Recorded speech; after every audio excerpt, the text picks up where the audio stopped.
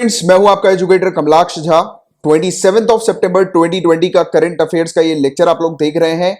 इस लेक्चर में हम लोग वेरियस सोर्सेज से न्यूज को कवर करते हैं, जैसे कि the Hindu, Indian express, times of India, life minute जैसे जो न्यूज़पेपर्स होते हैं उनकी न्यूज को कवर किया जाता है। पीआईबी के रिपोर्ट्स को डिस्कस करते हैं।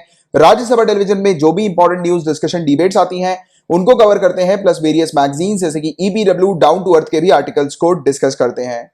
इन शॉर्ट गाइज, अगर आपने इस लेक्चर को पूरा एंड तक देखा तो आपको किसी भी सोर्स से करंट अफेयर्स को प्रिपेयर करने की आवश्यकता नहीं होने वाली है। एंड आप में से जो भी स्टूडेंट सिविल सर्विसेज एग्जामिनेशन की तैयारी कर रहे हैं उनके लिए मैंडेटरी है इस पूरे लेक्चर को एंड तक देखना। यहां पर प्रीलिम्स और मेंस दोनों पॉइंट ऑफ व्यू से न्यूज को कवर किया जाता है। इंग्लिश हिंदी दोनों में न्यूज कवर की जाती है। एंड गाइज, इस प्रकार से सिविल सर्विसेज में हम लोग को जीएस पेपर 1, 2, 3, 4 देखने को मिलता है, तो यहां पर हम लोग उसी के अकॉर्डिंग न्यूज को भी कवर करते हैं। तो आप देख सकते हैं ये पेपर 1, पेपर 2 और ये पेपर 3 के कुछ टॉपिक्स हैं जो आज हम लोग डिस्कस करने वाले हैं। And guys, current affairs by Kamalaksh Jha channel का नाम है। अगर आपने सब्सक्राइब नहीं किया है तो कर लीजिएगा और बेल आइकन पे भी जरूर हिट कीजिएगा। सेम नाम से टेलीग्राम का भी एक चैनल है जिसको आप ज्वाइन कर सकते हैं, और अगर आप फेसबुक पर हैं तो मेरे नाम कमलाक्ष झा को सर्च करके आप मुझे फेसबुक पर भी ऐड कर सकते हैं। तो चलिए समय ना वेस्ट करते हुए फटाफट लेक्चर को शुरू कर लेते हैं। तो पेपर 1 से रिलेटेड जो पहली न्यूज है ये हम लोग को चेंदमंगलम साड़ी से रिलेटेड देखने को मिल रही है। और आप जैसे कि जानते हैं कि आज संडे का दिन है, और संडे के दिन हम लोग प्रीलिम्स पॉइंट ऑफ व्यू से न्यूज को कवर करते हैं। हालांकि रेगुलरली जो वीडियोस आते हैं, लेक्चर जो आते हैं आपको मंडे टू सैटरडे में, उसमें भी प्रीलिम्स और मेंस दोनों पॉइंट ऑफ व्यू से न्यूज कवर की जाती है। संडे को भी आपको जो न्यूज मिलती है वो प्रीलिम्स और मेंस दोनों पॉइंट ऑफ व्यू से इंपॉर्टेंट होती है, राइट। बट संडे के दिन मैं थोड़ा और एक्स्ट्रा 2-3 घंटे मेहनत करता हूं, जिससे कि आपके लिए कुछ क्वेश्चन जो है वो डिजाइन करूं इस प्रकार के, जिससे कि आपको एक आइडिया मिले कि प्रीलिम्स में किस तरीके के क्वेश्चन जो है वो डिजाइन होते हैं सिविल सर्विसेज के अंदर, राइट। तो वो बेसिकली वाली प्रैक्टिस मैं आपकी संडे को करवाता हूं। आप बोलोगे कि सर रोज क्यों नहीं कराते, रोज भी प्लीज करा दिया करो।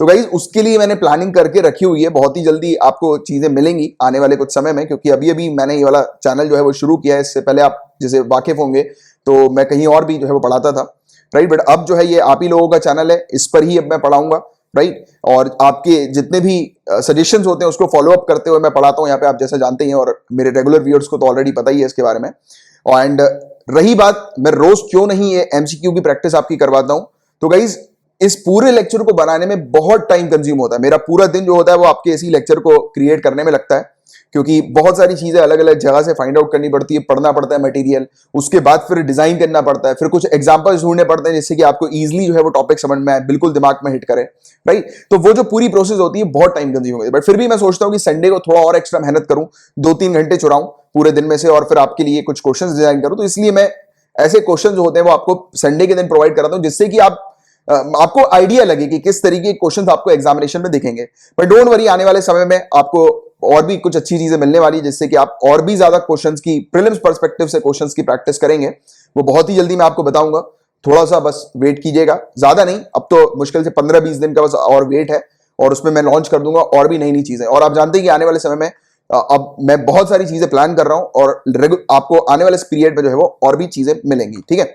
तो चलो, आज का जो ये लेक्चर है ये प्रीलिम्स पर्सपेक्टिव फॉर्मेट में होगा, बट इसमें मेंस पॉइंट ऑफ व्यू से भी न्यूज कवर की जाएंगी। डोंट वरी, पूरी चीज अपन कवर करेंगे A to Z, जैसे मैं कमिट करता हूं। एंड आप अगर नए आए हैं तो मैं आपको बता दूं, जैसे ही आपकी स्क्रीन पे क्वेश्चन आता है आप वीडियो को करिएगा पॉज, और पॉज करने के बाद आप क्वेश्चन पहले रीड कीजिए। क्वाइट पॉसिबल कि आपको ये क्वेश्चंस बनेंगे नहीं, क्योंकि करंट अफेयर्स से उठाकर ये क्वेश्चंस मैं डाल रहा हूं यहाँ पे, बट फिर भी आपको एक आइडिया लगेगा कि किस तरीके के क्वेश्चन आते हैं। तो मैं यही चाहूंगा आप अटेम्प्ट करने की कोशिश जरूर कीजिएगा, ठीक है, क्योंकि क्वेश्चन जैसे ही आप स्क्रीन पे क्वेश्चन आएगा मैं तो पढ़ाना शुरू कर दूंगा, राइट। बट मैं चाहूंगा आप वीडियो को पॉज करके उस पर थोड़ा सा दिमाग लगाएं और पढ़ें पूरी चीजें, ठीक है।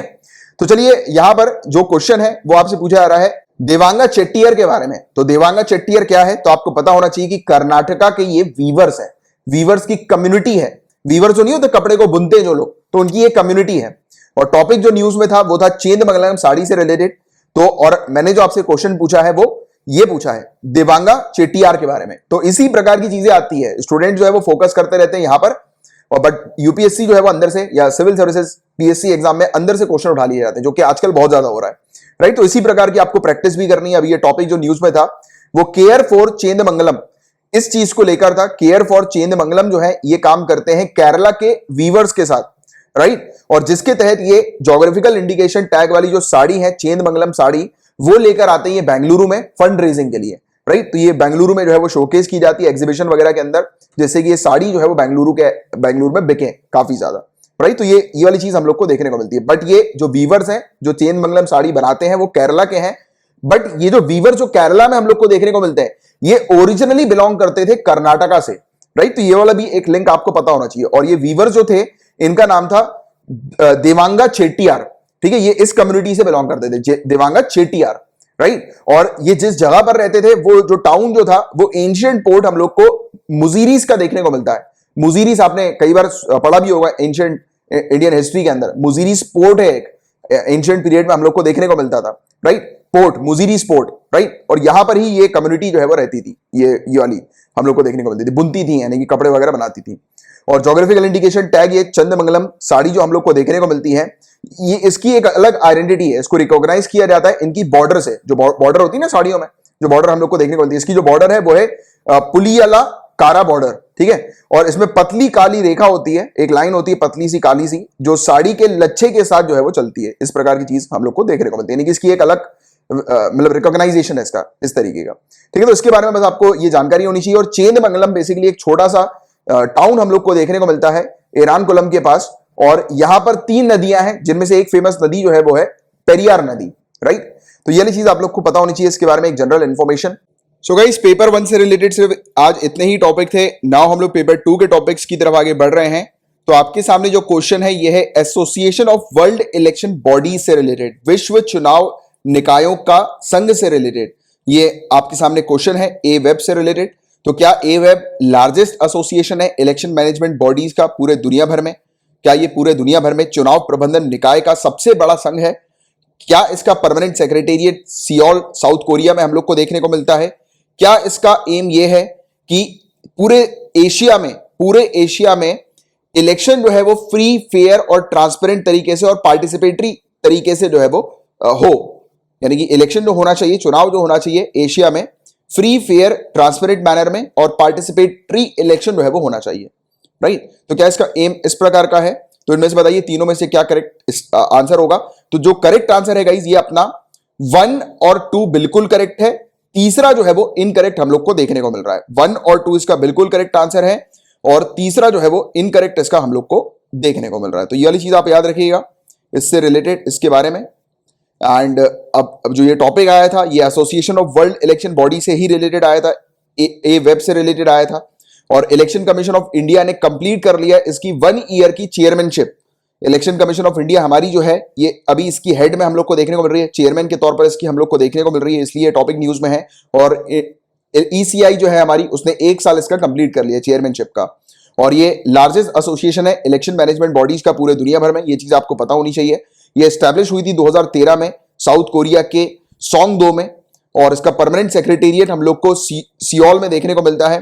और सियोल की अगर मैं आपसे बात करूं तो जब आप मतलब आईएएस की रैंक पे आ जाएंगे तो आपकी हो सकता है कि ट्रेनिंग सियोल साउथ कोरिया में हो, क्योंकि जो आप लोग की जो फॉरेन अटैचमेंट होता है ना, फॉरेन ट्रेनिंग जो आपकी होती है, तो वो या तो यूके में होगी या तो फिर साउथ कोरिया में होगी। तो ये वाली चीज भी आप लोग को थोड़ी सी पता होनी चाहिए एक मोटिवेशन के तौर पर, राइट। इसके अलावा इसका मेन एम की अगर हम लोग बात करें तो मेन एम यही है कि पूरे दुनिया भर में, ना कि एशिया में, पूरे दुनिया भर में, क्योंकि यहां पर जो स्टेटमेंट में मैंने लिखा था एशिया ओनली लिखा था, तो ये सिर्फ एशिया में नहीं है, पूरे दुनिया भर में इसका ऑब्जेक्टिव यही होता है, गोल यही होता है कि जो इलेक्शंस हो, चुनाव जो हो वो फ्री, फेयर मैनर में हो, राइट, और ट्रांसपेरेंट तरीके से हो और पार्टिसिपेटरी इलेक्शन हो, कि वहां के जो सिटीजन है उस कंट्री के वो मतलब इलेक्शन जो है वो सही तरीके से कंडक्ट करें, पार्टिसिपेट करें इलेक्शन प्रोसेस में, राइट। तो इसका मेन एम ये होता है। और इसमें 115 हम लोग को इलेक्शन मैनेजमेंट बॉडीज देखने को मिलती है मेंबर्स के तौर पर, और 16 रीजनल एसोसिएशन और ऑर्गेनाइजेशन होते हैं जो कि एसोसिएट मेंबर्स के तौर पर होते हैं, सहयोगी सदस्य के तौर पर होते हैं, ठीक है। तो इसके बारे में आप लोग को एक आइडिया होना चाहिए, पता होना चाहिए इस बॉडी के बारे में। बात करें तो बहुत ही इंपॉर्टेंट टॉपिक है और बहुत ही इजी क्वेश्चन है। तो देखिए गाइज, इन आपके सामने ये 4 स्टेटमेंट है, इन चारों में से कौन सा स्टेटमेंट गलत है ये पूछा गया है। नेशनल ह्यूमन राइट्स कमीशन से रिलेटेड ये क्वेश्चन है। सबसे पहली बात तो क्या ये एस्टैब्लिश हुई थी 1993 में? तो हाँ, बिल्कुल। In case of human rights violation, अगर ह्यूमन राइट्स का उल्लंघन होता है तो कमीशन के पास पनिश करने की, यानी कि जो कल्प्रिट जो होते हैं, यानी कि जो अपराधी है उसको दंडित करने की, पनिश करने की, इसके पास क्या कोई अधिकार नहीं है क्या? बताओ। हाँ, नहीं है। ये कल्प्रिट को, अपराधी को पनिश नहीं कर सकती। पनिश करने का काम ऑनरेबल कोर्ट का होता है, राइट। इसके अलावा थर्ड स्टेटमेंट की बात करें तो इसके जो चेयरमैन होते हैं और उसके जो मेंबर्स होते हैं उनको किसके द्वारा अपॉइंट किया गया जाता है? ऑनरेबल प्रेसिडेंट के द्वारा, ना कि honourable supreme court of India के द्वारा। तो ये तीसरा स्टेटमेंट गलत है और यही अपना जो है वो आंसर है, राइट। और चौथा स्टेटमेंट में क्या लिखा है कि ये कमीशन अपनी एनुअल रिपोर्ट केंद्र सरकार और राज्य सरकार को देती है। तो ये बिल्कुल सही है, राइट। तो हम लोग थोड़ी सी और बात करेंगे एनएचआरसी के बारे में, बट ये टॉपिक न्यूज में क्यों है ये जान लो। तो देखिए, आसाम सरकार को 1 लाख रुपए इसने ऑर्डर किया है पे करने के लिए। एक 48 साल का एक आदमी था जिसकी एक चाय की दुकान थी। 1 साल पहले उस आदमी को पीटा गया था बुरी तरह, और वो पीटा इसलिए गया था क्योंकि उसके ऊपर आरोप लगाए गए थे कि वो अपनी चाय की दुकान पे बीफ बेचता है। तो बीफ बेचने के उसके ऊपर आरोप लगाए गए थे, और साप्ताहिक मार्केट में इसकी चाय की दुकान थी और इसको पीटा गया था बुरी तरह से। और एनएचआरसी ने ये चीज को देखते हुए, ह्यूमन राइट्स वॉल्यूशन को देखते हुए, आसाम सरकार से कहा कि उस 48 साल का जो आदमी है उसको 1 लाख रुपए देना है, राइट। तो ये चीज आप लोग को पता होनी चाहिए इसके बारे में। और यहां पर ये चीज भी आप नोट डाउन कर लो कि एनएचआरसी के पास ये भी राइट्स होते हैं कि वो कंपनसेशन को भी रिकमेंड कर सकती है, ऑर्डर दे सकती है कंपनसेशन देने के लिए सरकार को, राइट। तो ये चीज आप लोग को पता होनी चाहिए इसके बारे में भी, क्योंकि ये न्यूज में इस प्रकार की चीज देखने को मिली और ऐसी ही चीज जो है वो एग्जामिनेशन में उठाई जाती है, राइट। एनएचआरसी के बारे में बेसिक बात करें, याद रखना ये कॉन्स्टिट्यूशनल बॉडी नहीं है, ये एक स्टैट्यूटरी बॉडी है जो कि स्टैब्लिश हुई थी 12 अक्टूबर 1993 को। और ये किस कानून के तहत हुई थी? Protection of human rights act 1993 के तहत ये हुई थी। इसके अलावा ये कानून बोलता है कि स्टेट ह्यूमन राइट कमीशन भी जो है वो क्रिएट करना चाहिए, यानी कि एक क्रिएट करवाने पर फोकस करता है कि राज्यों में भी स्टेट ह्यूमन राइट कमीशन होना चाहिए।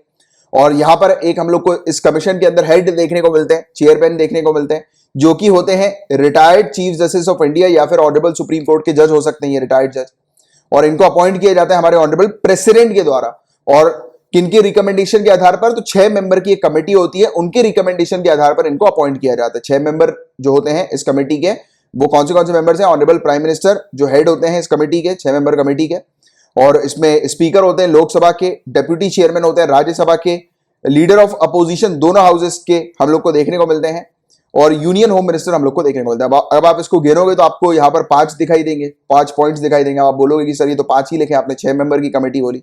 यहाँ पर ध्यान देना, लीडर ऑफ अपोजिशन दोनों हाउसेस के होते हैं यहाँ पे, ठीक है। तो यानी कि एक मेंबर और यहाँ पर हम लोग को देखने को मिलता है, यानी कि इस स्टेटमेंट में 2 मेंबर्स हैं, राइट। तो इसलिए कोई कंफ्यूजन नहीं होना चाहिए किसी प्रकार का। इसके अलावा इनका जो टेन्योर होता है मेंबर्स का, वो कितने सालों का होता है? टोटल 3 सालों का, या फिर उनकी उम्र जब तक 70 साल की हो जाती है, यानी कि 70 ईयर्स तक की जो उनकी उम्र होती है। यानी कि कोई सदस्य है जिसकी उम्र 68 है, मान लेते हैं हम लोग, तो उसका टेन्योर सिर्फ 2 सालों का होगा, क्योंकि 70 ईयर्स के बाद जो है वो अलाउ नहीं किया जाता यहां पर एज अ मेंबर के तौर पर एनएचआरसी के, राइट। तो ये वाली चीज है। और ऑनरेबल प्रेसिडेंट ही इनको कुछ स्पेसिफिक सर्कमस्टांसेस में रिमूव कर सकते हैं इनके मेंबर्स को। एंड अब मैं आपको एक टास्क दे रहा हूं लक्ष्मीकांत के अंदर, एनएचआरसी अच्छे से पढ़िएगा, A to Z word to word पूरा एनएचआरसी जितना भी लिखा हुआ है लक्ष्मीकांत के अंदर आपको मिल जाएगा। इसके अलावा देखिए, ये protection of human rights amendment bill 2019 हम लोग को देखने को मिला है, पीआरएस की वेबसाइट से ये मैं उठा रहा हूं। तो आप देखिएगा, ये इंट्रोड्यूस हुई थी लोकसभा में 2019 में, जुलाई 8 को, जुलाई 19 को लोकसभा में पास हो गई, और राज्यसभा में जुलाई 22 को जो है ये पास हो गई। तो ये वाला चीज भी आपको पता होना चाहिए इसके अंदर क्या अमेंडमेंट लाए गए। तो protection of human rights amendment bill 2019 introduce किया गया था लोकसभा में, ये अपने काम का नहीं है। और ये बिल अमेंड कर रहा है protection of human rights act 1993 को, ये चीज याद रखिएगा, राइट। और इस बिल के तहत हम लोग को, यानी कि जो पहले कानून जो था उसके तहत हम लोग को एनएचआरसी देखने को मिला था जो एस्टैब्लिश हुई थी, और state human right commission establish हुआ था, और साथ ही साथ ह्यूमन राइट्स कोर्ट्स भी एस्टैब्लिश हुए थे। तो ये इंपॉर्टेंट पॉइंट्स है जो आपको याद रखना है। इसमें हम लोग को क्या देखने को मिलता है? तो कानून जो कहता था 1993 का, वो ये कहता था जो चेयरमैन होंगे एनएचआरसी के, वो व्यक्ति होंगे जो कि honourable chief justice of supreme court हम लोग को देखने को मिलेंगे, राइट। और बिल जो है इसने अमेंड किया कि कोई भी व्यक्ति जो चीफ जस्टिस सुप्रीम कोर्ट के हम लोग को देखने को मिलते हैं, यानी कि चीफ जस्टिस ऑफ इंडिया जो हम लोग को देखने को मिलते हैं, प्लस जो जज भी होंगे सुप्रीम कोर्ट के, उनको भी चेयरमैन बनाया जा सकता है। तो जो जज होंगे ऑनरेबल सुप्रीम कोर्ट के, उनको चेयरमैन बनाने का क्लॉज जो था इस अमेंडमेंट के तहत हम लोग को देखने को मिला था। इसके अलावा पहले जो कानून था वो ये कहता था कि 2 व्यक्ति होंगे जिनको ह्यूमन राइट्स का नॉलेज होना चाहिए, जो कि एनएचआरसी के मेंबर के तौर पर अपॉइंट किए जाएंगे। बट जो ये नया बिल आया था इसके तहत जो अमेंडमेंट किए गए, इसमें 3 व्यक्तियों को एनएचआरसी के मेंबर के तौर पर अपॉइंट करने की बात हुई, और इन 3 व्यक्तियों में से एटलीस्ट एक जो है वो महिला होनी चाहिए। तो यह चीज यहां पर देखने को मिली। और कानून के तहत जो चेयरपर्सन होंगे वेरियस कमीशन के, जैसे कि हम लोग को देखने को मिलता है कि यानी कि इस एनएचआरसी के अंदर वेरियस कमीशन के मेंबर्स भी होते हैं, जैसे कि national commission for schedule caste, national commission for schedule tribe, national commission for women, तो ये एनएचआरसी के मेंबर्स हम लोग को देखने को मिलते थे। और बिल ने प्रोवाइड किया कि इसमें चेयरपर्सन जो national commission for backward classes, national commission for protection of child rights और chief commissioner person with disability, ये भी एज अ मेंबर के तौर पर हम लोग को देखने को मिलेंगे। यानी कि इन तीन कमीशन के जो चेयरपर्सन और मेंबर जो हैं और या फिर चीफ कमिश्नर जो हैं उनको इंक्लूड किया गया एनएचआरसी के मेंबर्स के लिए, राइट। और स्टेट ह्यूमन राइट कमीशन की अगर हम लोग बात करें तो इसमें भी वही चीज हुई कि जो chief justice of high court जो है वो स्टेट ह्यूमन राइट कमीशन के चेयरपर्सन के तौर पर हम लोग को देखने को मिलते हैं। इसी के साथ यहां पर यह भी कहा कि हाई कोर्ट के जो जज होंगे वो उनको भी यहां पर इंक्लूड किया गया है, राइट। तो ये वाली चीज है हम लोग को देखने को मिल रहा है। और इनका टेन्योर जो है, जैसे कि कानून के तहत हम लोग को देखने को मिलता है चेयरपर्सन और मेंबर जो है उनका टेन्योर जो होगा वो पहले 5 साल का हुआ करता था और 70 इयर्स की एज तक हुआ करता था, बट इस बिल ने टेन्योर को रिड्यूस कर दिया, जिसके बारे में अभी अपन ने एमसीक्यू में बात करी। रिड्यूस करके इसको 3 साल कर दिया 5 साल की जगह, और जो 70 इयर्स जो एज हम लोग को देखने को मिलती थी वो उतनी ही रखी गई, ठीक है। इसके अलावा ये जो कानून कहता था, कानून ने अलाउ किया था कि मेंबर जो होंगे एनएचआरसी और एसएचआरसी के, ये 5 साल के पीरियड के लिए रीअपॉइंट किए जाएंगे, यानी कि लिमिट लगाई थी 5 इयर्स की, और इस बिल ने इस 5 इयर्स की लिमिट को जो है रीअपॉइंटमेंट की उसको रिमूव कर दिया। इसके अलावा यहां पर सेक्रेटरी जनरल जो हम लोग को एनएचआरसी के अंदर देखने को मिलते हैं और एसएचआरसी में के अंदर जो सेक्रेटरी देखने को मिलते हैं, तो इनको जो पावर दी गई थी, तो बिल ने जो अमेंड किया गया और अलाउ किया कि इन दोनों को सभी एडमिनिस्ट्रेटिव और फाइनेंशियल पावर्स दी जाएंगी सिर्फ जुडिशियल फंक्शंस को छोड़कर, राइट। तो ये वाली चीज यहां पर आई। इसके अलावा यूनियन टेरिटरीज की बात करें तो बिल ने प्रोवाइड किया कि सेंट्रल गवर्नमेंट जो है ये निर्देश दे सकती है स्टेट ह्यूमन राइट कमीशन को कि स्टेट ह्यूमन राइट कमीशन जो है, जो भी सेंट्रल गवर्नमेंट जिस भी यूनियन टेरिटरी के लिए बोल रही है कि यहां पर एसएचआरसी ऑपरेट करेगी, तो वो एसएचआरसी जो है वो उस यूनियन टेरिटरी पर ऑपरेट करेगी जिस यूनियन टेरिटरी पर ऑपरेट करने के आदेश जो है वो सेंट्रल गवर्नमेंट उनको देंगे, राइट। और दिल्ली के मामले में एनएचआरसी जो है वो डील करेगी, मतलब जो भी ह्यूमन राइट्स के मामले होते हैं उनसे रिलेटेड जो डील करेगी दिल्ली के अंदर वो NHRC national human right commission करेगी। और दूसरे जो यूनियन टेरिटरी है उसमें डील करने के लिए सेंट्रल गवर्नमेंट बताएगी किसी भी राज्य को या किसी भी स्टेट ह्यूमन राइट कमीशन को कि वो फलाना स्टेट ह्यूमन राइट कमीशन जो है वो जिस भी यूटी को बताएगी, आदेश देगी एसएचआरसी को, तो उस यूटी के अंदर एसएचआरसी को ऑपरेट करना पड़ेगा, फंक्शन करना पड़ेगा, काम करना पड़ेगा। गॉट। तो ये था पूरी ओवरऑल चीज। तो अपन ने पूरी चीज देख ली ए टू जेड एनएचआरसी से रिलेटेड जो भी नए अमेंडमेंट आए थे, क्योंकि देखो क्या होता है अमेंडमेंट से रिलेटेड ही आपसे क्वेश्चंस पूछे जाते हैं। Got it. टॉपिक है वो सिलेक्ट कमिटी से रिलेटेड है, तो इन तीनों में से करेक्ट स्टेटमेंट बताइए, सिलेक्ट कमिटी से रिलेटेड क्या करेक्ट होगा। तो क्या इनके हेड जो होते हैं वो मेंबर ऑफ पार्लियामेंट होते हैं रूलिंग पार्टी के ही सिर्फ, क्या सिर्फ रूलिंग पार्टी के ही जो एमपीज होते हैं वो इसको हेड करते हैं सेलेक्ट कमेटी को, और ये बनाई जाती है एक पर्टिकुलर बिल की जांच करने के पर्पस के लिए, और इसकी जो मेंबरशिप होती है वो काफी लिमिटेड होती है, वो सिर्फ एक ही हाउस, जैसे लोकसभा और राज्यसभा 2 हाउस होते हैं ना, उनमें से सिर्फ एक ही हाउस के ही जो मेंबर ऑफ पार्लियामेंट है वो इसके सदस्य हो सकते हैं, दोनों हाउस के एमपीज इसके सदस्य नहीं हो सकते, ये कहा गया तीसरे स्टेटमेंट में। बताइए क्या होगा इसका करेक्ट आंसर तीनों में से। तो तीनों ही बिल्कुल करेक्ट आंसर है इसके सेलेक्ट कमेटी के। तो थोड़ी सी हम लोग बात करेंगे सेलेक्ट कमेटी की रोल्स और लिमिटेशंस के बारे में। अब ये टॉपिक न्यूज में इसलिए आया क्योंकि सरकार ने, आपको पता होगा कि 2 क्रूशियल एग्रीकल्चर बिल पास करा दिए हैं राज्यसभा के अंदर, और इसमें अपोजिशन जो है वो रिजेक्ट कर रहे थे और इस बिल के पास होने को नहीं चाह रहे थे। बहुत रिजेक्शन इस अपोजिशन की तरफ से हम लोग को देखने को मिल रहा था, बट फिर भी अपोजिशन की एक ना सुनी गई और वॉइस वोट के थ्रू इस बिल को जो है, यानी कि दोनों के दोनों ये एग्रीकल्चरल बिल्स जो हम लोग को देखने को मिलते हैं उसको पास करा दिया गया। और काफी ये कंट्रोवर्सी में भी ये बिल्स हम लोग को देखने को मिले हैं। इसके बारे में ऑलरेडी अपन ने, जब ये ऑर्डिनेंस था तो उस समय हमने डिस्कस किया था। तो ये बिल के अंदर क्या इश्यूज हैं उसको बेहतर तरीके से जानने के लिए आप 7 अगस्त 2020 का वीडियो देख लीजिए। यहां पर आपको जो 3 बिल्स है, बेसिकली 3 ऑर्डिनेंसेस हैं जिनको बिल में अभी प्रस्तुत कर दिया है, तो ये पूरी चीज मैंने एक्सप्लेन करी हुई है काफी डिटेल में 7 अगस्त 2020 को। आपको कुछ नहीं करना है, यूट्यूब के सर्च कॉलम पे लिखना है 7 अगस्त 2020, उसके आगे मेरा नाम लिख देना कमलाक्ष। जो भी सबसे पहला वीडियो आएगा लिस्ट में वो यही वाला वीडियो होगा 7 अगस्त वाला, और इस वीडियो के 23 मिनट 54 सेकंड पे आप जाओगे तो आपको ये टॉपिक खुल जाएगा, यानी कि ये वाला टॉपिक आपको मिल जाएगा जहां पर आपको तीनों बिल्स के बारे में एक जानकारी हो जाएगी कि क्या इस बिल के अंदर इश्यूज थे, क्योंकि अपोजिशन जो है वो काफी ज्यादा इस बिल के अगेंस्ट हम लोग को देखने को मिली थी। तो आपको पूरी चीज यहां पर पता लग जाएगी डिटेल में। और जिन भी स्टूडेंट्स के पास इसकी पीडीएफ आती है, आपको कुछ नहीं करना है, सिर्फ यहां पर 23 मिनट 54 सेकंड जहां पे लिखा हुआ है ना, बस वहां पे क्लिक कर देना, आपका वीडियो जो है वो खुल जाएगा, ठीक है। अब इसके अलावा ये मतलब जो काफी अपोज किया जा रहा था इस बिल को, बट फिर भी ये बिल जो है वो पास हो गया, राइट। और यहां पर अपोजिशन कह रही थी कि इस बिल को जो है वो, इस बिल की जांच करने के लिए ये बिल जो है वो पार्लियामेंट्री कमेटी को देना चाहिए, बट नहीं दिया गया इस बिल की जांच करने के लिए। तो इसलिए ये सेलेक्ट कमेटी हम लोग को न्यूज में देखने को मिली है। तो जान लेते हैं सेलेक्ट कमेटी से रिलेटेड कुछ इंपॉर्टेंट फैक्ट्स। तो देखो, ये जब बनती है जब किसी बिल जो है, एक पर्टिकुलर बिल, उसकी जब जांच करनी होती है तब ये सेलेक्ट कमेटी बनाई जाती है।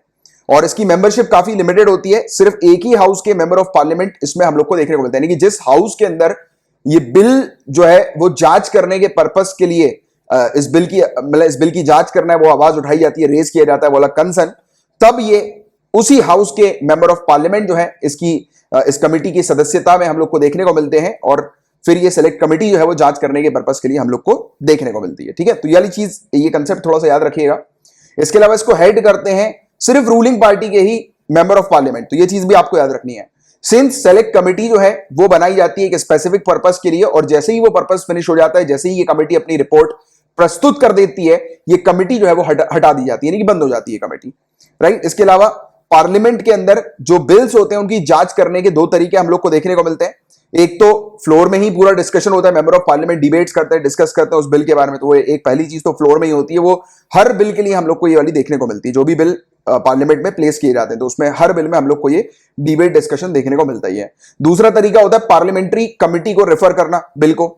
सिंस पार्लियामेंट जो होती है वो 70 से 80 दिनों के लिए ही मिलती है एक साल में, तो हर एक बिल जो है उसको डिस्कस करने के लिए इतना टाइम होता नहीं है वहां पर कि डिटेल में हर एक बिल जो है वो फ्लोर पे ही डिस्कस किया जाए। इसलिए जो कुछ इंपॉर्टेंट मुद्दे होते हैं, इंपॉर्टेंट बिल्स जो होते हैं, उन बिल्स को पार्लियामेंट्री कमेटी के पास रेफर कर दिया जाता है, और ये पार्लियामेंट्री कमेटी जो होती है उनके पास बिल को रेफर करना बिल्कुल भी मैंडेटरी नहीं होता है। तो ये वाली चीज भी आपको पता होनी चाहिए, ठीक है। और फिर जब जो बिल बच जाते हैं उन बिल को वॉइस वोट के थ्रू जो है फटाफट पास करा दिया जाता है पार्लियामेंट के अंदर, जैसे कि अभी हम लोग को देखने को मिला था। और कमेटी कब इस बिल की जांच करती है, तो पहली चीज तो ये बिल अपने आप कमेटी के पास जाता नहीं है। इस बिल को अगर कमेटी के पास भेजना है तो पार्लियामेंट के अंदर जो है वो सहमति होगी, और उसी के बाद ही ये बिल जो है वो कमेटी के पास भेजा जाएगा। और तीन ब्रॉड हम लोग को रास्ते देखने को मिलते हैं जिसके तहत ये बिल कमेटी तक पहुंचता है।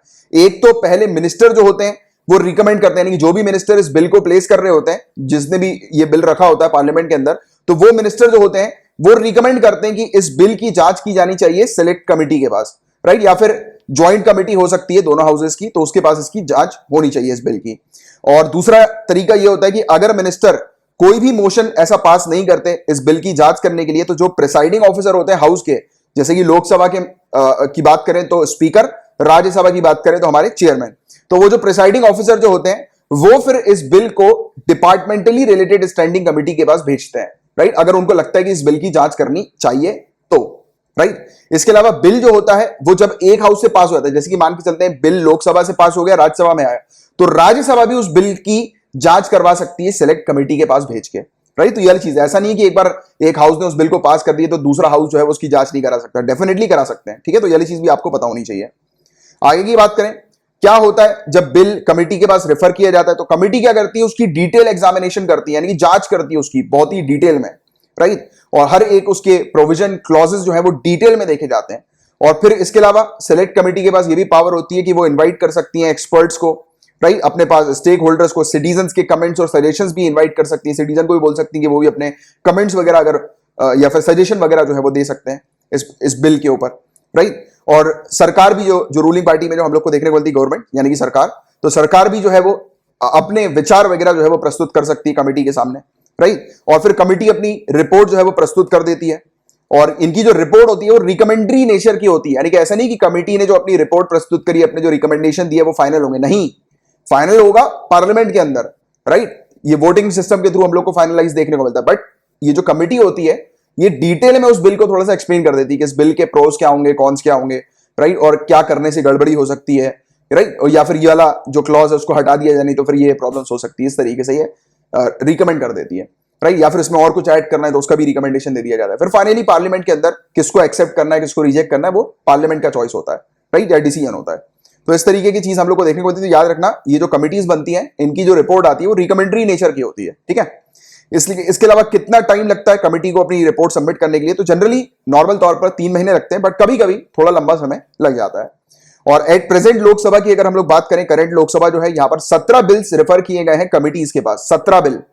बट अगर हम लोग बात करें 16th लोकसभा की, तो 16th लोकसभा के अंदर 25% बिल जो है वो रेफर किए गए थे कमिटी के पास, और 15th और 14th लोकसभा के अंदर 71 और 60% बिल जो है वो रिकमेंड किए गए थे। तो आप सोच सकते हैं कि अभी करंट में काफी कम बिल्स जो है वो रिकमेंड किए जा रहे हैं सेलेक्ट कमेटी के पास, राइट। तो ये वाली चीज भी है, इसके बारे में भी एक जनरल आपको जानकारी होनी चाहिए थी। ये वाला था पूरा ओवरऑल टॉपिक सेलेक्ट कमेटी से रिलेटेड। आई होप कि आपको काफी कुछ इंपॉर्टेंट डेटा जो है वो मिला होगा, और ये बहुत इंपॉर्टेंट टॉपिक भी है। इससे रिलेटेड कभी कभी प्रीलिम्स में डायरेक्टली क्वेश्चन बन जाते हैं, ठीक है, कि ये कमेटी की रिपोर्ट जो होती है रिकमेंडरी नेचर की होती है, परमानेंट नेचर की होती है, इस तरीके से ऐसे क्वेश्चन बन जाते हैं, ठीक है।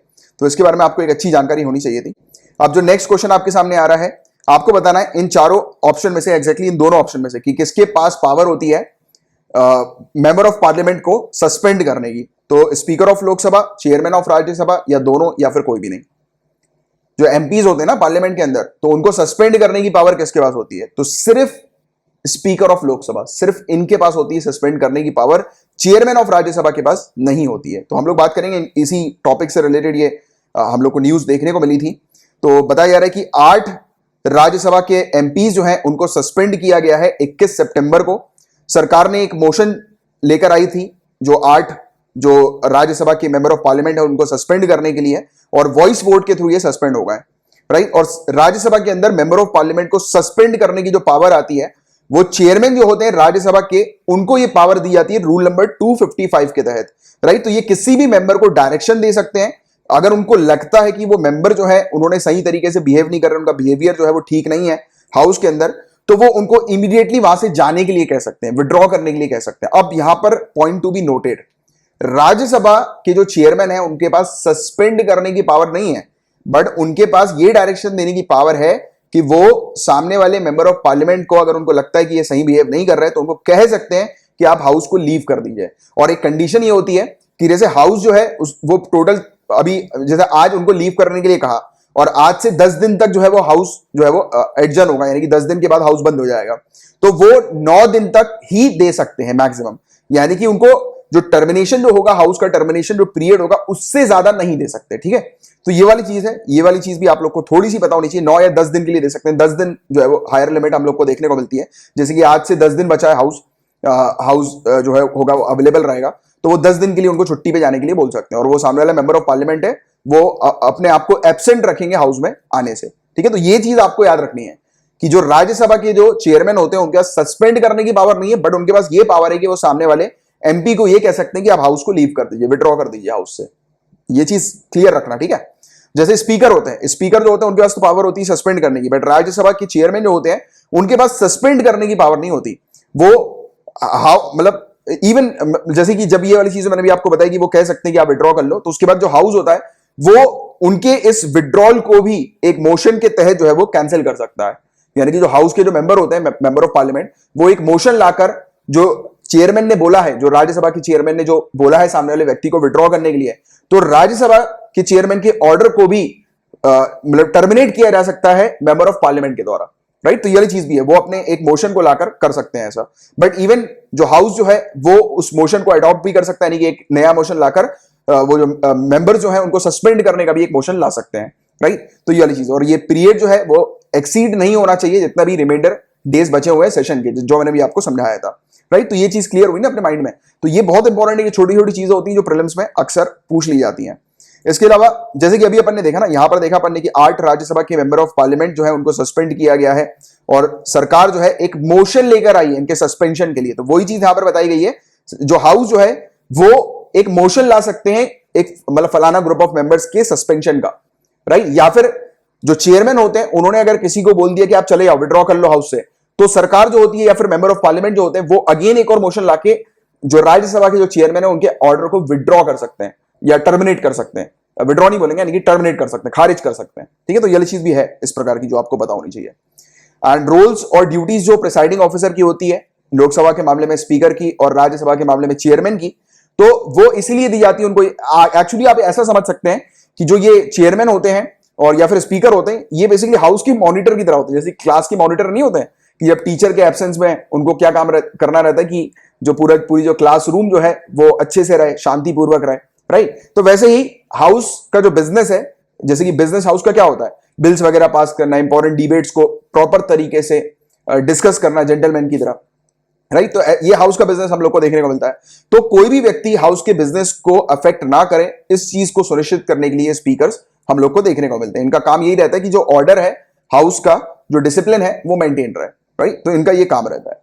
और क्या इस प्रकार से मेंबर ऑफ पार्लियामेंट को सस्पेंड करना क्या जस्टिफाइड है, राइट? क्या ये एकदम एक्सट्रीम स्टेप नहीं है कि किसी ने गलत बिहेव किया तो उसको जो है वो सस्पेंड कर दिया है? तो इसी को लेकर काफी ज्यादा डिबेट्स भी चलती है और ऐसा कहा जाता है कि एक प्रॉपर रूल्स लेकर आने चाहिए इस चीज के लिए कि इस तरीके से मेंबर ऑफ पार्लियामेंट को जो है वो सस्पेंड ना किया जाए, या फिर इस तरीके से ऐसा ना हो कि किसी मेंबर ऑफ पार्लियामेंट के पार्टिसिपेशन जो है उससे उनको वंचित कर दिया जाए, कि वो पार्टिसिपेट ही ना कर पाए आगे फर्दर जो भी बिजनेस होता है उसमें हाउस के, राइट। तो ये वाली चीज है, इसको लेकर काफी जो है वो क्रिटिसिज्म भी हम लोग को देखने को मिलता है। ये कहा जाता है कि जो प्रिसाइडिंग ऑफिसर जो होते हैं वो, उनका जो रोल है वो हाउस को मेंटेन करने का, मैनेज करने का है, बट वो जब एक बार प्रिसाइडिंग ऑफिसर बन जाते हैं तो वो अपने आप को लॉर्ड समझने लगते हैं, कि तो कहा जाता है कि वो लॉर्ड नहीं है, उनका कार्य जो है वो हाउस को सही तरीके से चलाना। ऐसा नहीं है कि वो बिल्कुल हेड हो गए उस हाउस की और फिर वो जैसे चाहे वैसा करेंगे, तो ऐसा नहीं होना चाहिए। तो इस चीज को लेकर काफी क्रिटिसिज्म भी चलता है, बट आपको इसमें नहीं आना है क्रिटिसिज्म में, क्योंकि इससे रिलेटेड आपसे क्वेश्चन नहीं पूछे जाएंगे। मेनली जो चीज जो अपन ने बात करी वो इसी से रिलेटेड जो है वो आपसे क्वेश्चन पूछे जाएंगे कि लोकसभा के जो स्पीकर हैं उनके पास पावर होती है सस्पेंड करने की, बट जो राज्यसभा के जो चेयरमैन होते हैं उनके पास ये पावर नहीं होती, बट हाँ वो विड्रॉ करवा सकते हैं, और उसके बारे में मैंने आपको पूरा डिटेल में एक्सप्लेन कर दिया है। तो सिर्फ इतनी सी चीज, इतना सा कंसेप्ट आपको क्लियर होना चाहिए, ठीक है। आगे की चर्चा करें तो देखिए, ये डेप्यूटी चेयरमैन की बात हो रही है, डेप्यूटी चेयरमैन ऑफ राज्यसभा की। तो इसके बारे में अपन ने पहले भी काफी डिटेल में डिस्कस किया हुआ है, मैंने आपको ऑलरेडी पढ़ा चुका है डेप्यूटी चेयरमैन के बारे में। तो ये वाला क्वेश्चन तो आप अच्छे से अटेम्प्ट कर ही सकते हैं। तो कौन सी कंडीशन है इन तीनों में से जो इनके रिमूवल से रिलेटेड हम लोग को देखने को मिलती है, राइट? कि किस कंडीशन के आधार पर डेप्यूटी चेयरमैन को हटाया जा सकता है। तो पहली कंडीशन, अगर वो राज्यसभा की अपनी सदस्यता को, मेंबरशिप को छोड़ देते हैं। दूसरी कंडीशन, वो रिजाइन कर देते हैं लिखकर चेयरमैन को कि उनको जो है वो अब डेप्यूटी चेयरमैन की पोस्ट पे नहीं रहना है। तीसरी कंडीशन, उनको रिमूव किया जा सकता है जो हाउस है उसमें मेजॉरिटी के द्वारा, यानी कि जो मेंबर ऑफ पार्लियामेंट राज्यसभा के हैं तो उसमें जो मेजॉरिटी है उसके तहत उनको रिमूव करने का रेजोल्यूशन दिया जा सकता है। बट कहा जाता है कि ये रेजोल्यूशन 14 दिन पहले एडवांस में जो है वो दे दिया जाए, राइट? यानी कि ये ऐसा रेजोल्यूशन आ रहा है, उसका नोटिस 14 दिन पहले एडवांस में जो है वो मिल जाना चाहिए इस प्रकार के रेजोल्यूशन से रिलेटेड। तो बताइए तीनों में से कौन सी कंडीशन होगी जो ये कहती है कि डेप्यूटी चेयरमैन जो है राज्यसभा के उनको हटाया जा सकता है? तो ये तीनों ही कंडीशन है, तीनों ही कंडीशन फुलफिल करती है जिसके तहत राज्यसभा के डेप्यूटी चेयरमैन को हटाया जा सकता है, राइट? और एक नो कॉन्फिडेंस मोशन अभी राज्यसभा के डेप्यूटी चेयरमैन के अगेंस्ट चला था, तो उससे रिलेटेड ये टॉपिक है। तो आप चाहें तो आपके पास इसकी पीडीएफ आएगी, तो आप इस वीडियो पर क्लिक कर सकते हैं इस तरीके से, और आपके सामने जो है ये खुल जाएगा इस तरीके का, मतलब जो ये पूरा वीडियो है आपके सामने आ जाएगा, यूट्यूब का वीडियो है, तो पूरी चीज आपको पता लग जाएगी कि किस, आप देख सकते हैं ये डेप्यूटी चेयरमैन जो है ये हम लोग को देखने को मिल रहे हैं जिन्होंने जो फार्मर्स का जो बिल्स हैं, जिसके बारे में अभी अपन ने थोड़ी देर पहले बात करी थी कि वो बिल जो है वो आपको कहां पर मिलेगा, जो कंट्रोवर्शियल बिल जो हम लोग को देखने को मिला था फार्मर्स का। तो ये जो दो जो बिल्स हैं ये जो पास कराया है, तो ये इन्हीं के द्वारा कराया गया, डेप्यूटी चेयरमैन के द्वारा वॉइस वोट के थ्रू। तो अभी हुआ क्या है, राज्यसभा के चेयरमैन एम वेंकैया नायडू ने रिजेक्ट कर दिया है नो कॉन्फिडेंस मोशन को, जो कि अपोजिशन लेकर आई थी no confidence motion deputy chairman Harivansh Singh ji के अगेंस्ट। और ये कहा था कि इन्होंने रूल्स रेगुलेशंस को फॉलो नहीं किया इस मतलब एग्रीकल्चर बिल को पास करने के लिए। यानी कि जब एग्रीकल्चर बिल पास हो रहा था तो इन्होंने प्रॉपर रूल्स रेगुलेशंस को फॉलो नहीं किया और वॉइस वोट के थ्रू एग्रीकल्चर बिल जो है वो पास करा दिया, राइट? और एक नो कॉन्फिडेंस मोशन जो है इनके अगेंस्ट लाना चाहिए, और ये इस प्रकार का पहला पार्लियामेंट में ऐसा मोशन हम लोग को देखने को मिला है। बट इनके इस मोशन को जो है वो राज्यसभा के चेयरमैन के द्वारा रिजेक्ट कर दिया गया है, ठीक है? तो इसको लेकर ये टॉपिक था। और हालांकि कन्वेंशन ये कहते हैं कि अब जो डेप्यूटी चेयरमैन है, जब तक मैटर रिजॉल्व नहीं हो जाता इस चीज से रिलेटेड, नो कॉन्फिडेंस से रिलेटेड जो अभी इशू उठा है, तब तक जो है वो डेप्यूटी चेयरमैन को प्रिसाइड नहीं करना चाहिए, यानी कि हाउस में जो है वो आना नहीं चाहिए, यानी कि मतलब प्रिसाइडिंग ऑफिसर की तरह जो है वो काम अभी के लिए नहीं करना चाहिए, ऐसा कन्वेंशन कहता है। तो इस चीज को के बारे में भी आपको पता होना चाहिए कि जब तक मैटर रिजॉल्व ना हो जाए, जब तक शांति ना बन जाए हाउस के अंदर, तब तक ये ना आए तो अच्छा है हाउस के लिए, हाउस की प्रॉपर डिसिप्लिन के लिए अच्छा है, ठीक है?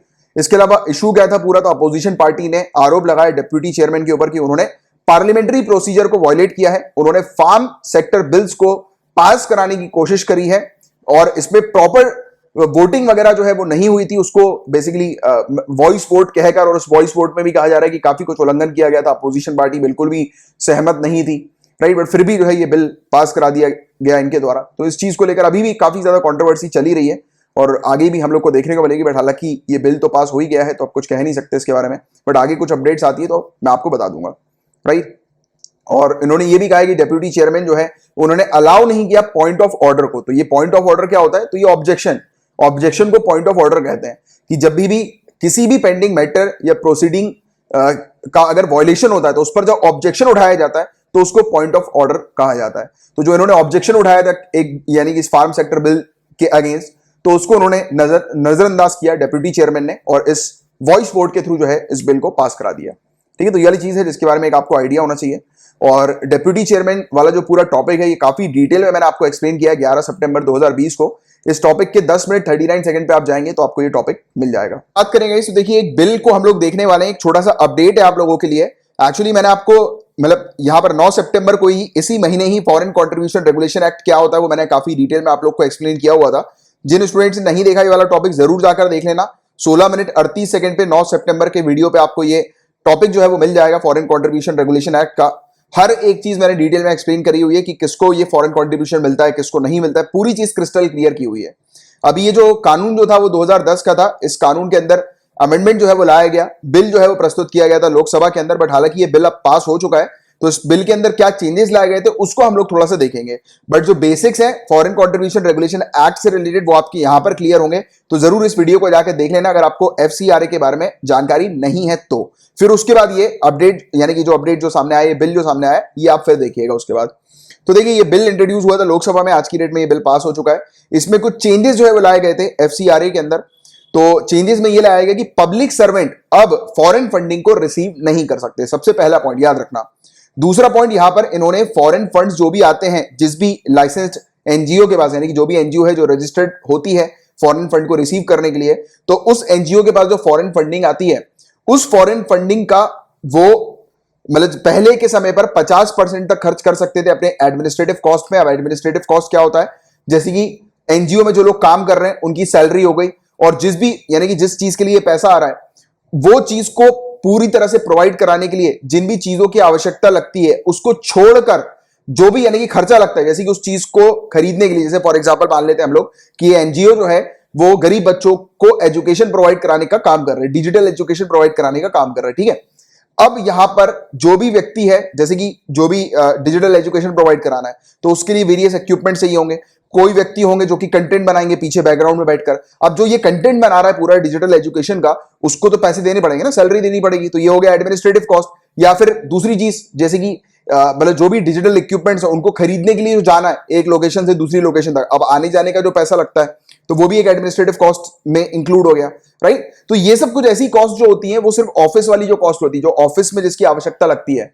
तो पहले के समय में फॉरेन फंडिंग का 50% उपयोग किया जा सकता था एनजीओ के द्वारा एडमिनिस्ट्रेटिव कॉस्ट के पर्पस के लिए। बट अब कहा गया है कि इसको रिड्यूस करके 20% कर दिया गया है, ठीक है। अब ये सिर्फ 20% ही, यानी कि जो ये फंडिंग दी जा रही है, फॉरेन फंडिंग जो आ रही है, वो जो पैसा आया जैसे कि 100 रुपए आया मान लेते हैं एग्जांपल के तौर पे, 100 रुपए आया तो 100 रुपए में से 80 रुपए सिर्फ वो उसी चीज में इन्वेस्ट करेंगे, उसी चीज में खर्चा करेंगे जिस चीज के लिए उनको ये पैसा मिला है, और ये 20 रुपए जो है वो अपने ऑफिस एक्सपेंडिचर में खर्चा कर सकते हैं, ठीक है। और इसको भी उनको पूरी तरीके से शो करना होगा क्योंकि हर एक चीज जो हर एक रिकॉर्ड जो है ये फिर जाता है सरकार के पास, जिसके बारे में मैंने आपको ऑलरेडी यहां पर एक्सप्लेन किया हुआ है।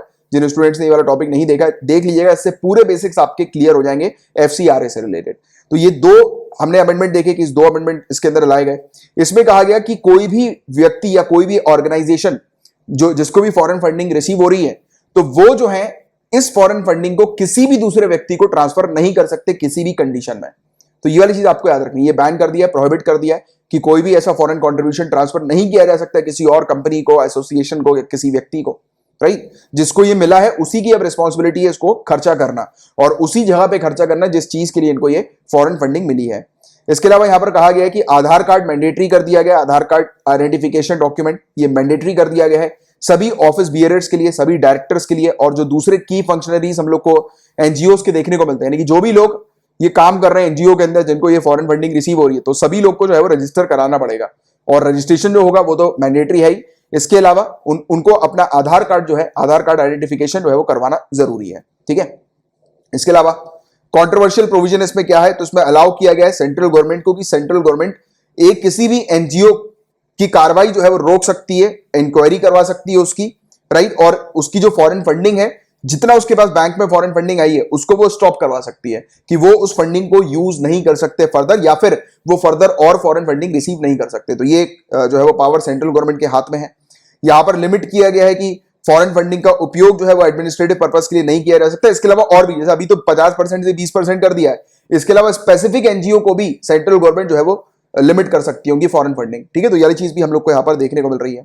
इसके अलावा जो इंपैक्ट जो होगा अब रिसर्च और एडवोकेसी ऑर्गेनाइजेशन का, तो वो बहुत ज्यादा पड़ेगा, यानी कि प्रभाव पड़ेगा रिसर्च के ऊपर। क्योंकि देखो क्या होता है, अब एनजीओ है, अब एनजीओ के पास जो पैसा आया है, अब वो सरकार को तो ये चाहिए कि भाई जो फॉरेन कंट्रीब्यूशन जो आया, जो पैसा आया एनजीओ के पास, वो पैसे जैसे मान लेते हैं कि गरीब बच्चों के एजुकेशन के लिए आया है। अब गरीब बच्चों को एजुकेशन प्रोवाइड कैसे करानी है, उसकी प्रॉपर प्लानिंग, उसके पीछे जो रिसर्च वगैरह जो है, उस पर ये अब ज्यादा पैसा खर्चा नहीं कर पाएंगे, यानी कि रिसर्च पे ज्यादा पैसा नहीं खर्चा कर पाएंगे, क्योंकि वो लिमिट कर दिया, क्योंकि उनको तो सिर्फ 20% ही ये पैसा खर्चा करना है। तो इससे क्या होगा, ये रिसर्च इंपैक्ट होगी, यानी कि रिसर्च वगैरह और अच्छी तरीके से नहीं कर पाएंगे ये सब एनजीओ वगैरह, राइट। तो ये वाली चीज है, इस पर भी जो है वो बात आई।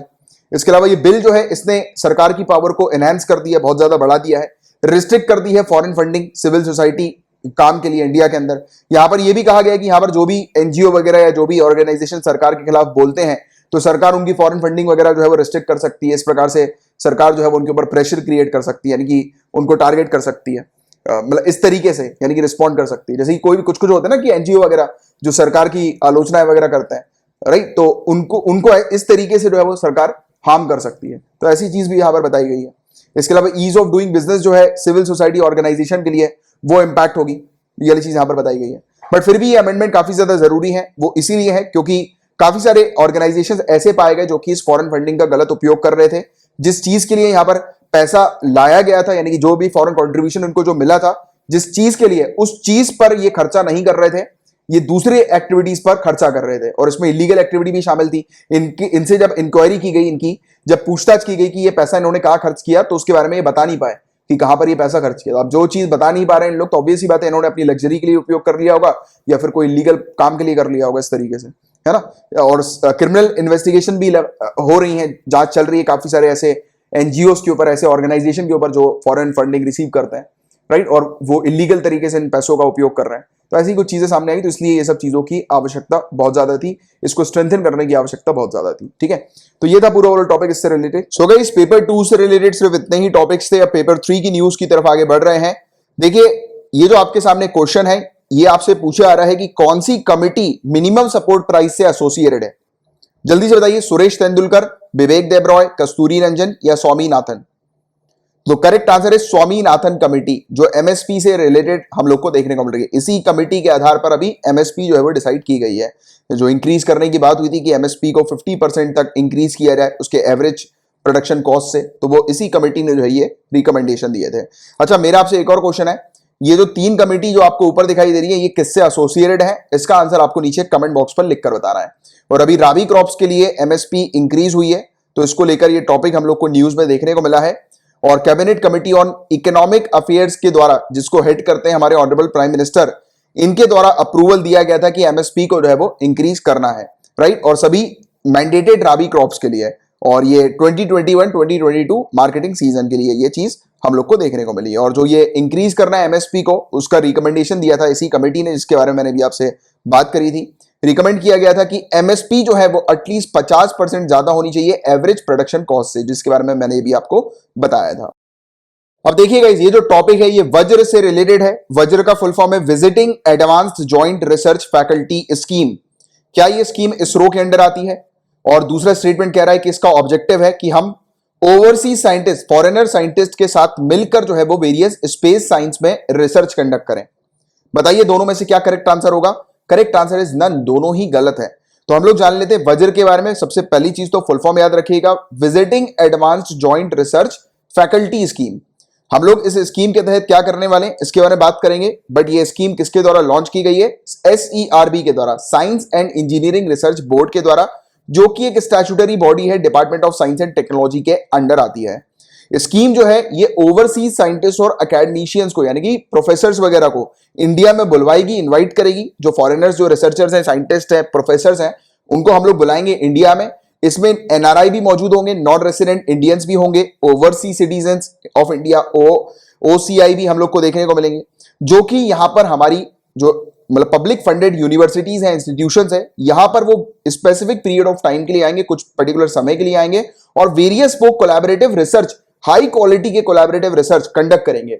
और साथ ही साथ हमारे जो मतलब जो ये यूनिवर्सिटीज के अंदर स्टूडेंट्स हैं उनको भी वेरियस लेक्चर्स वगैरह प्रोवाइड कराएंगे, वेरियस इंफॉर्मेशन जो है वो उनको देंगे।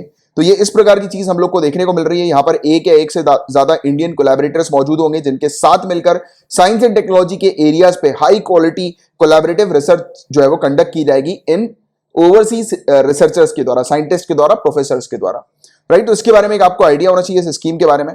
अब गाइस ये जो क्वेश्चन है इस प्रकार के भी सिविल सर्विसेज में आते हैं, जैसे कि एक तरफ एक स्टेटमेंट लिखा है, उसका ये जो स्टेटमेंट है इसका रीजन क्या नीचे वाला होगा क्या, तो ये चीज असर्शन और रीजन से रिलेटेड क्वेश्चन आते हैं।